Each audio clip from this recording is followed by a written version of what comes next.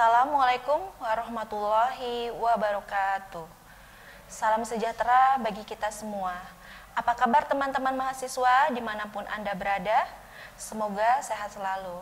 Selamat berjumpa kembali dalam program Ujar Unpam Mengajar. Kembali lagi bersama saya, Katri Anggraini, dosen Prodi Administrasi Perkantoran D3, Fakultas Ekonomi dan Bisnis, yang pada kesempatan ini akan membawakan mata kuliah Manajemen Perkantoran. Pada pertemuan kali ini, kita akan membahas mengenai sistem kantor. Pembahasannya akan meliputi beberapa hal, yaitu pengertian sistem kantor dan perencanaan sistem kantor. Program ini akan tersaji dalam 30 menit ke depan. Jadi, tetap ikuti program ini ya, dan jangan sampai terlewatkan. Tonton terus di Sasmita Jaya TV, berbagi untuk negeri.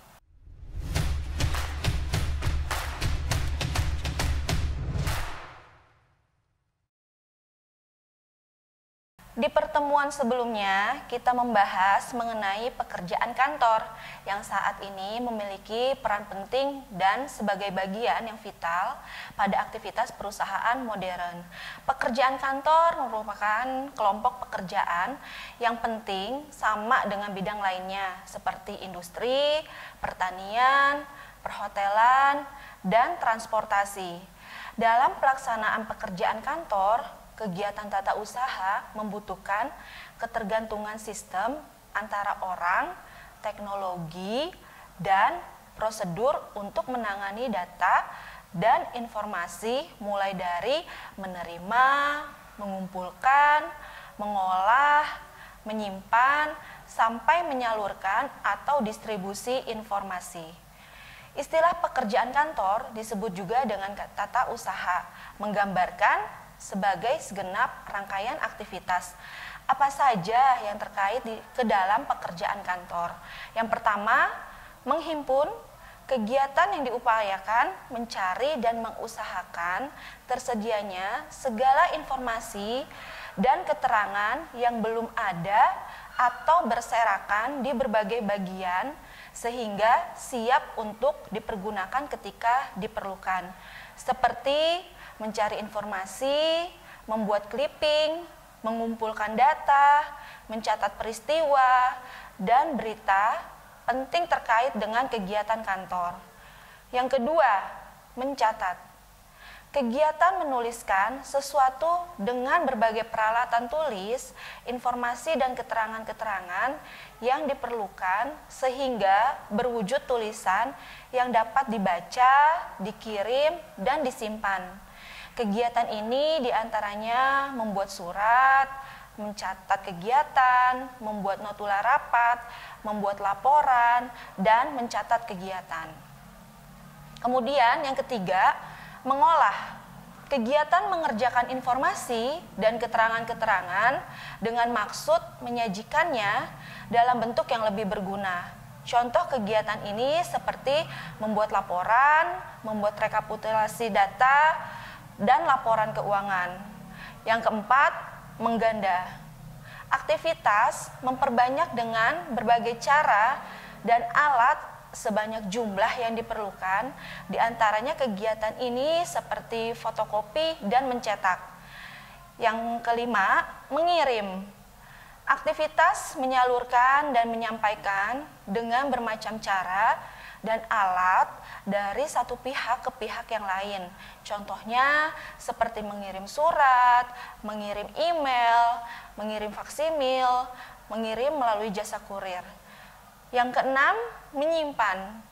Aktivitas mengelola penyimpanan atau mengarsip dengan bermacam cara dan alat di tempat tertentu yang aman. Kegiatan ini berupa mengarsip surat, data, atau informasi, menyimpan buku di perpustakaan.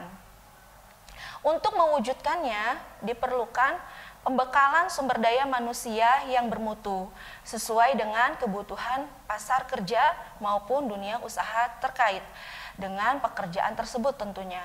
Hal ini membutuhkan adanya hubungan yang harmonis antar lembaga pendidikan dan kelompok usaha agar terjadi keselarasan antara rancangan kurikulum pendidikan dengan kebutuhan pasar. Tetapi, apakah teman-teman memahami sistem kantor dengan baik?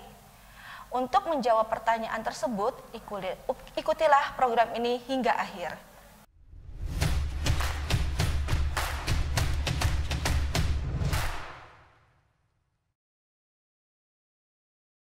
Kembali lagi bersama saya, Katri Anggraini, dalam mendalami dan mempelajari materi mata kuliah manajemen perkantoran. Dengan pokok bahasan kali ini yaitu sistem kantor. Baiklah, kita mulai pembahasan dengan topik sistem kantor. Berbicara tentang organisasi atau instansi perkantoran tidak lepas dari istilah kinerja pegawai. Kinerja merupakan sebagai hasil yang dicapai dari pekerjaan yang telah dilakukan dalam kurun waktu tertentu. Kinerja dapat diartikan sebagai sistem kantor yang digunakan untuk menilai dan mengetahui apakah seseorang pegawai atau karyawan telah melaksanakan pekerjaannya secara keseluruhan, atau juga dapat diartikan sebagai perpaduan dari hasil kerja apa yang harus dicapai seseorang dan kompetensi bagaimana seseorang mencapainya. Suatu organisasi dibentuk untuk mencapai tujuan bersama. Untuk mencapai tujuan secara efektif diperlukan kinerja secara manajemen yang baik dan benar. Kesuksesan organisasi dalam mengelola sumber daya manusia yang dimiliki sangat menentukan keberhasilan pencapaian tujuan organisasi. Dibutuhkan penggerak suatu organisasi dengan menghubungkan segenap tenaga, pikiran, bakat, kreativitas, dan berupaya demi kelangsungan kehidupan organisasi, yaitu manusia. Di dalam organisasi tentunya dapat dijumpai banyak kegiatan atau bisa disebut kegiatan administrasi perkantoran. Kegiatan administrasi perkantoran harus mempunyai pola kerja yang baik sehingga dapat menunjang tercapainya tujuan organisasi. Pola kerja yang baik dilakukan dengan pencatatan tertulis mengenai langkah-langkah yang harus dilakukan dalam mencapai tujuan yang telah ditetapkan. Di dalam organisasi atau perkantoran, tentunya terdapat suatu sistem yang mendasari organisasi atau perkantoran tersebut. Sistem perkantoran merupakan suatu sistem yang penting, dikatakan sebagai sistem yang penting karena adanya sistem perkantoran dapat memberikan timbal balik yang baik. Seperti halnya dapat mengakibatkan pekerjaan kantor menjadi lebih lancar, artinya arus pekerjaan yang lebih baik. Memberikan pengawasan yang lebih baik mengenai apa yang dilakukan dan bagaimana pekerjaan tersebut dilakukan, mengakibatkan penghematan dalam biaya tetap dan biaya tambahan. Mengakibatkan koordinasi yang lebih baik di antara bagian-bagian yang berlainan. Membantu dalam latihan pegawai-pegawai baru dan jika dihubungkan dengan formulir perkantoran merupakan alat pekerjaan tata usaha yang penting.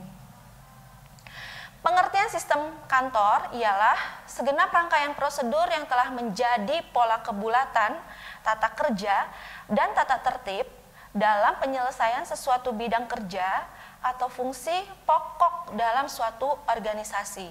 Misalnya, sistem kearsipan atau sistem penyimpanan warkat yang meliputi pedoman-pedoman penyimpanannya, ukuran-ukuran bakunya, alat perlengkapannya, tata cara penaruhan dan pengambilan warkat, tata tertib peminjaman berkas, sampai prosedur penyingkiran dan pemusnahan arsip. Definisi yang diberikan oleh George Robert Terry, sistem kantor adalah suatu prosedur perkantoran dapat didefinisikan sebagai suatu rangkaian langkah-langkah ketatausahaan yang bertalian. Biasanya dilaksanakan oleh lebih dari satu orang, yang membentuk suatu cara yang diterima dan menjadi tetap dalam menjalankan suatu tahap aktivitas perkantoran yang penting dan menyeluruh.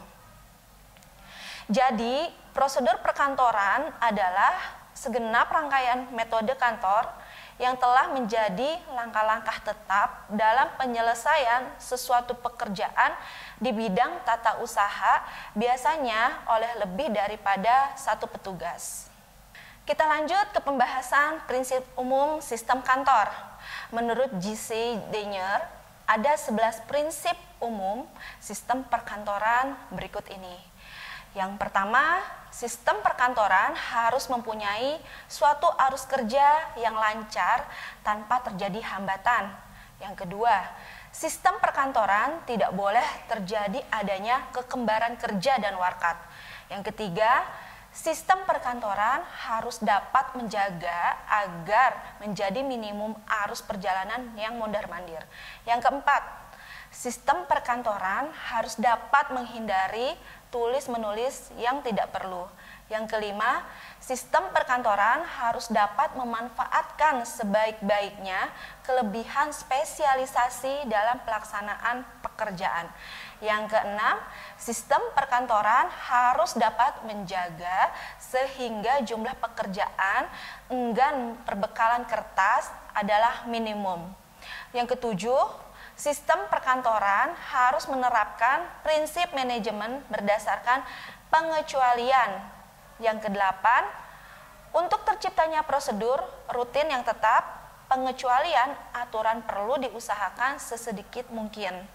Yang kesembilan, sistem perkantoran harus dapat menghindari pengecekan yang tidak perlu.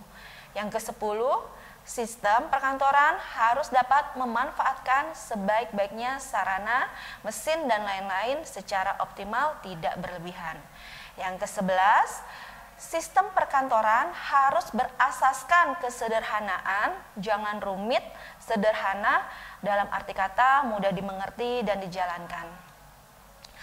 Selanjutnya, tujuan sistem kantor yaitu sebagai berikut.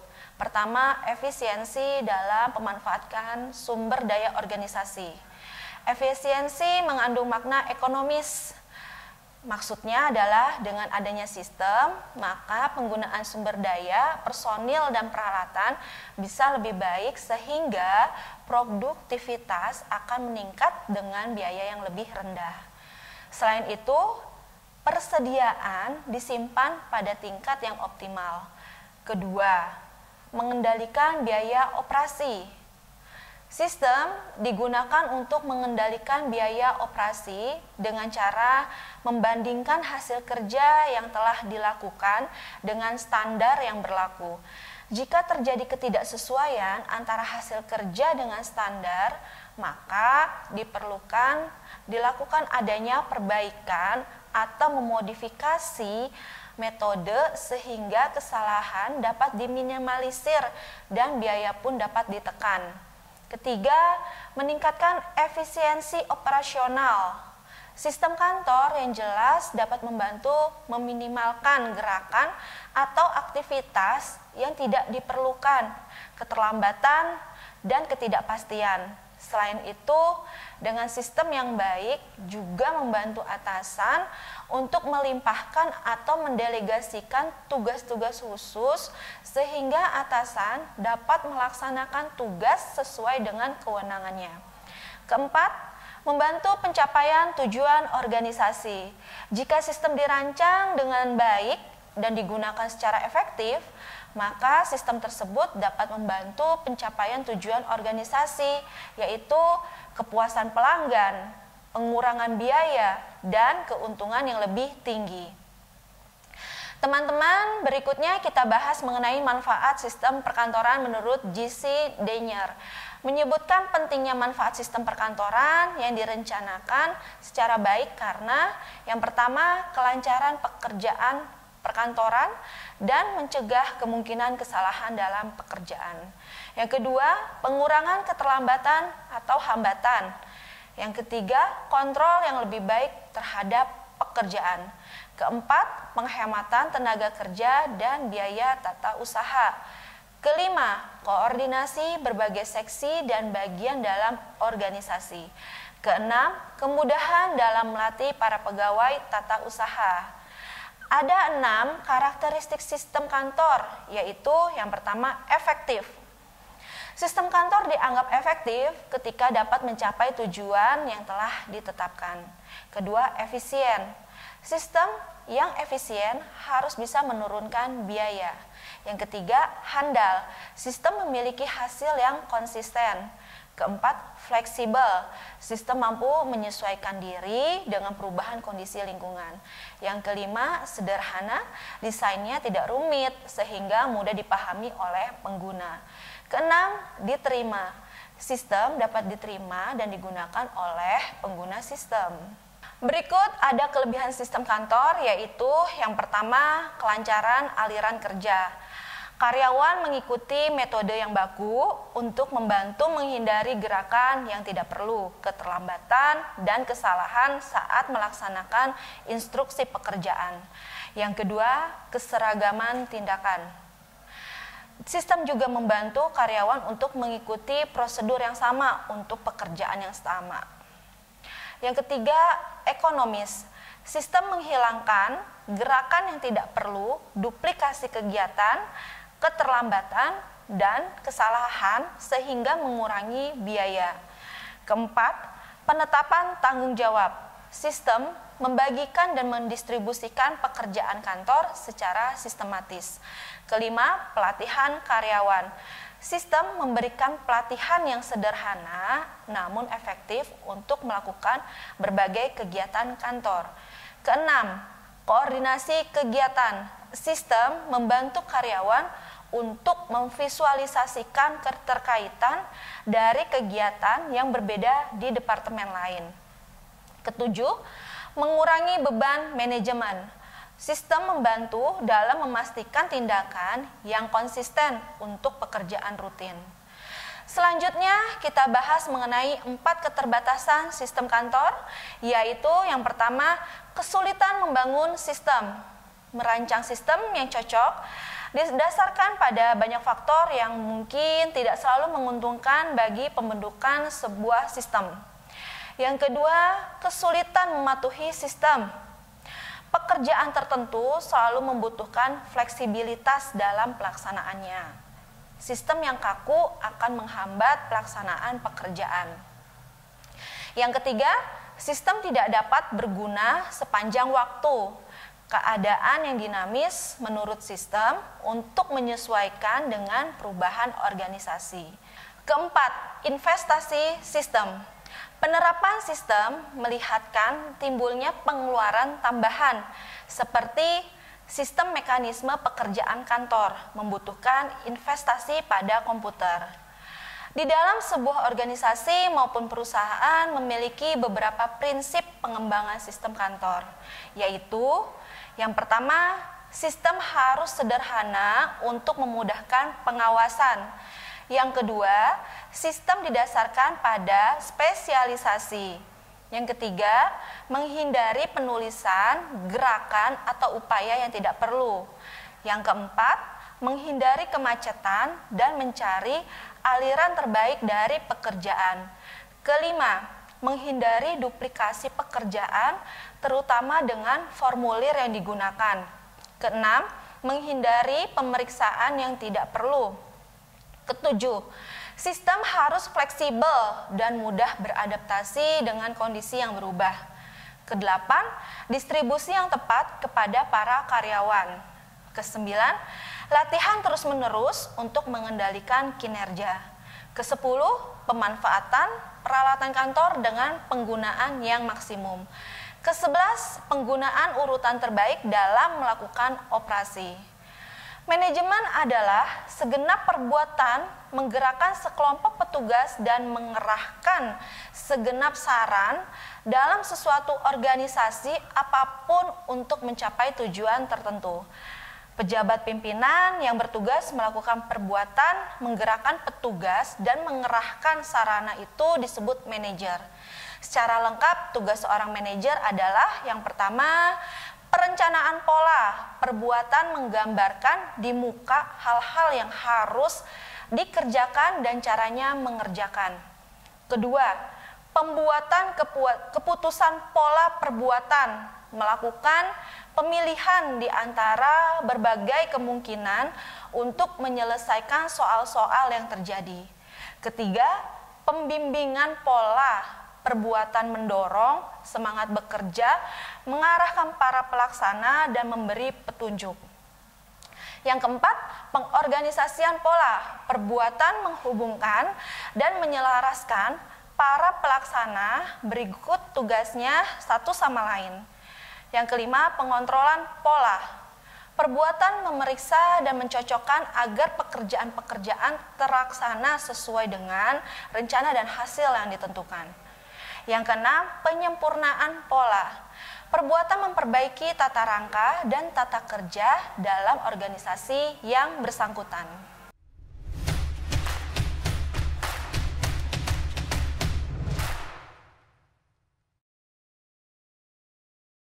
Teman-teman mahasiswa, setelah menyaksikan penjelasan mengenai sistem kantor, saya ingin coba mengetahui sejauh mana teman-teman mahasiswa memahami materi dari sistem kantor.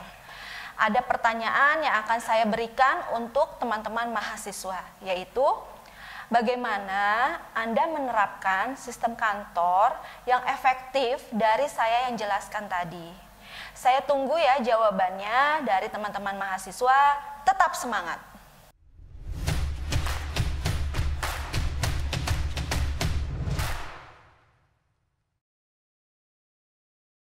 Teman-teman mahasiswa, demikian tadi materi terkait sistem kantor sebagai pertemuan ke-9 dalam mata kuliah manajemen perkantoran. Kesimpulan dari pertemuan ini yaitu sistem perkantoran adalah segenap rangkaian prosedur yang telah menjadi pola kebulatan tata kerja dan tata tertib dalam penyelesaian sesuatu bidang kerja atau fungsi pokok dalam suatu organisasi. Dalam melakukan perencanaan terhadap sistem perkantoran, manajer perkantoran harus berpegang pada haluan perkantoran tertentu dan tidak boleh semau-maunya sendiri atau mengikuti kesukaan pribadinya. Secara sederhana, sistem termaksud dapat dirumuskan sebagai kebulatan jalinan hubungan dan jaring lalu lintas informasi dalam sesuatu organisasi, mulai dari sumber yang melahirkan bahan, keterangan melalui proses pengumpulan, pengolahan, penahanan, sampai penyebarannya kepada para petugas yang berkepentingan agar dapat melaksanakan semua tugasnya dengan sebaik-baiknya. Dan terakhir, tiba pada pucuk pimpinan organisasi untuk keperluan membuat berbagai keputusan yang tepat.